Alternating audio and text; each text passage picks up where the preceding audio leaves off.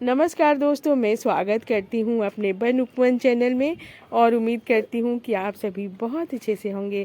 और गुलदाउदी तो अब बहुत अच्छे से खिलने लगी है, तो अपनी मेहनत सफल लग रही है, क्योंकि ये हमारा सफ़र तो जुलाई से ही शुरू हो गया था।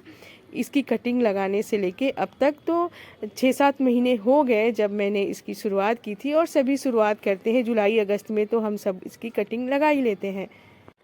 और जब हमारी गुलदाउदी लग जाती है और हम थोड़े बड़े गमले में शिफ्ट कर लेते हैं, तब हम इसकी पिंचिंग कर करके खूब घना बना लेते हैं, जिससे कि जब हमारी गुलदाउदी खिलती है तो बिल्कुल गुलदस्ता की तरह लगती है।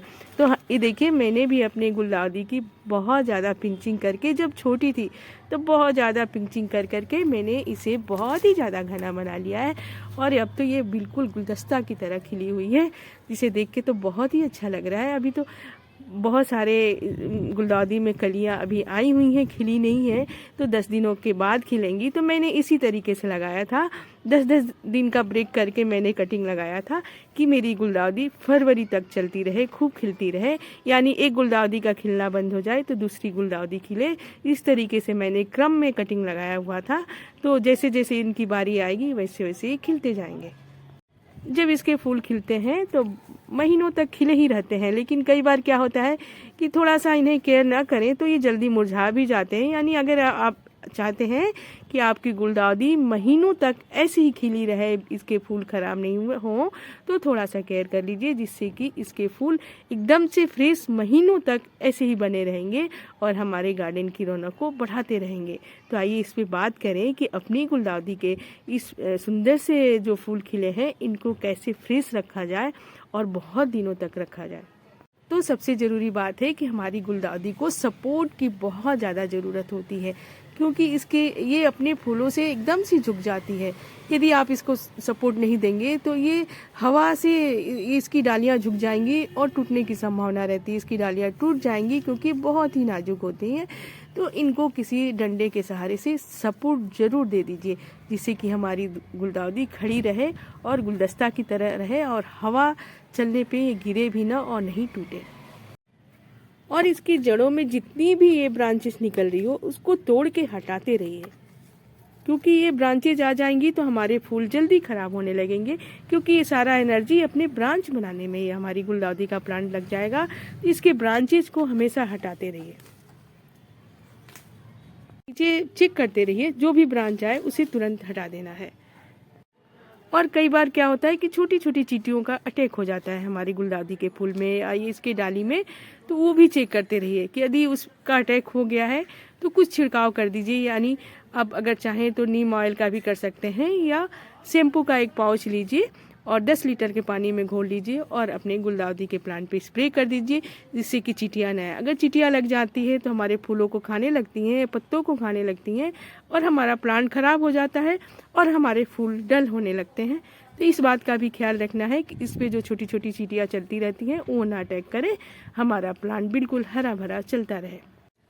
बहुत लोगों की सलाह होती है कि अगर आपके गुलदाउदी में फूल खिल गए हैं तो इसे शेडी एरिया में रख दीजिए, लेकिन ऐसा मत करिएगा। मैंने करके देखा है, यदि आप शेडी एरिया में रख देंगे तो आपके फ्लावर जो हैं वो पीले होके, पत्ते पीले होके और फूल गिरने लगेंगे। और उनको, क्योंकि ये हमारा जो प्लांट है फुल सनलाइट का प्लांट है, इसे पूरे दिन का धूप चाहिए। तो अभी तो धूप भी होती है तो बहुत ज़्यादा धूप नहीं होती है, हल्की ही धूप रहती है। हाँ, यदि आपके दोबारा फूल आए और फरवरी मार्च का टाइम हो तब आप इसे शेडी एरिया में रख दीजिए, लेकिन जनवरी में तो बिल्कुल ही मत रखिए, इसे धूप में रखिए। चाहे कितना भी फूल खिला हो, इसे शेडी एरिया में रखेंगे तो फूल खराब होने लगेंगे और ये हमारा प्लांट फंगस का शिकार हो जाएगा। तो इसलिए इसे फुल सनलाइट में रखिए।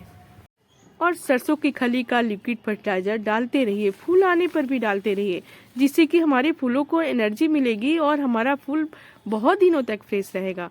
तो सरसों की खली का लिक्विड फर्टिलाइजर तो डालते ही रहिए हर 15 दिनों में, जिससे कि हमारे फूलों में रौनक बनी रहेगी। और चेक करते रहिए, बीच बीच में यदि कोई सूखे फूल हो गए हों तो उन्हें हटाते रहिए। सूखे फूल अपने प्लांट में कभी भी नहीं छोड़ना है, हमें इसे हटाते ही रहना है। यदि नहीं हटाएंगे तो उसमें सीड बनना शुरू हो जाएगा, जो कि हमारे जो प्लांट है अपनी सारी एनर्जी सीड बनाने में लगा देगा और हमारे जो फूल खिले हैं वो खराब होने लगेंगे। तो सूखे फूलों को तो हमेशा ही हटाते रहना है, चेक करते रहिए कि बीच बीच में कोई फूल सूख तो नहीं गया है। यदि सूख गया है तो उसे हटाते रहिए। और ठंड की वजह से ऐसा ना कि आप पानी ही ना डालें, चेक करते रहना है। कई बार क्या होता है कि ठंड में भी हवा के कारण हमारी मिट्टी ड्राई हो जाती है, तो चेक करते रहिए अपनी गुलदाउदी के प्लांट को। कभी भी ऐसा ना हो कि वो पानी की वजह से सूख जाए, क्योंकि अगर एक बार गुलदाउदी के फूल सूख गए तो फिर से वो खिलेंगे नहीं। तो हमें अपने प्लांट में चेक करते रहना है और हमेशा नमी बना के रखना है। विंटर सीजन में भी चेक करते रहिए, क्योंकि अभी जितनी तेज़ हवाएं चल रही हैं 2 दिनों में मिट्टी सूख जा रही है, जिससे कि हमें हल्के पानी डालने की ज़रूरत है। बहुत ज़्यादा भर भर के मत डालिए, लेकिन अपने प्लांट में नमी बना के रखिए, क्योंकि एक बार जहाँ फूल ड्राई हो गया तो ये दोबारा नहीं आएगा। एक बात का और हमें ध्यान रखना है कि जब हमारी गुलदाउदी में फूल खिल गए हों तो इनके फूलों के ऊपर से कोई स्प्रे नहीं करना है, पानी का भी स्प्रे हमें नहीं करना है। यदि हम पानी का स्प्रे कर देंगे तो हमारी जो ये पंखुड़ियाँ गीली होकर झड़ने लगेंगी। तो हमें ऊपर से कोई स्प्रे नहीं करना है, चाहे पानी का क्यों ना हो। जो भी हमें देना है, फर्टिलाइज़र या पानी देना है, तो इनके जड़ों में देना है। तो इस तरीके से हम इसे केयर कर सकते हैं और हमारी जो गुलदाउदी है महीनों तक हमारे गार्डन में रौनक बनाती रहेगी। और यदि मेरा वीडियो पसंद आए तो लाइक एंड सब्सक्राइब भी करिएगा। धन्यवाद।